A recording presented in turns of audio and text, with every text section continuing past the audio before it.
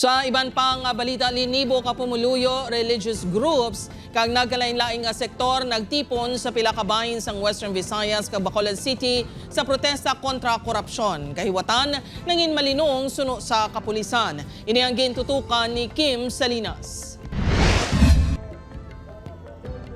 Nagtipon ang mga Ilonggo sa pila ka dalanon sa Iloilo City kahapon agod pa kamalauton ang nagakatabo nga korupsyon sa gobyerno. Bit-bit ang placards, pangamuyo kag mabasko nga panindugan nga pasabton ang mga korap nga opisyales ng gobyerno. Nagmarcha ang ginabulubanta 3,000 kakatapos ang religious sector, academe kag civil society groups halin sa Haro Plaza kag UPV Iloilo City Campus padulong sa Iloilo Provincial Capitol Grounds.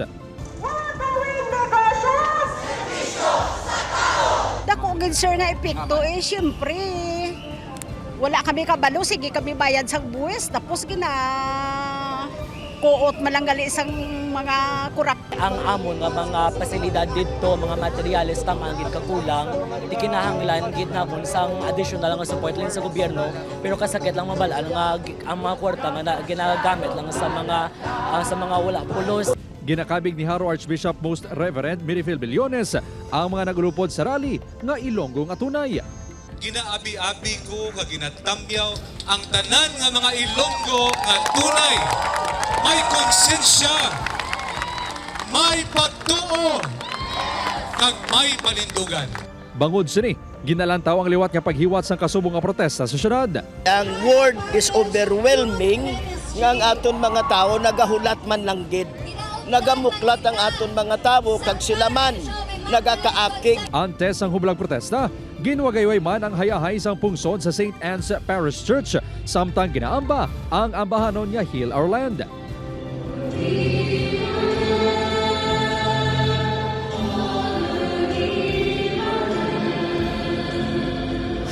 Apisar sang pagbubo sang ulan, nagtipon man ang mga Antiqueño sa Evelio B. Javier Freedom Park sa San Jose Antique bilang aksyon kontra korupsyon. Sa Aklan, naghiwat naman sang isa ka prayer rally ang mga Aklanon sa Jaime Cardinal Scene Park sa New Washington, Aklan. Isa naman kamisa ang ginhiwat sa Our Lady of the Most Holy Parish sa Boracay, Malay, Aklan. May ginpatigayon man nga human chain formation sa Front Beach. Sa tunga sini, nangin generally peaceful ang kahiwatan suno sa Police Regional Office 6.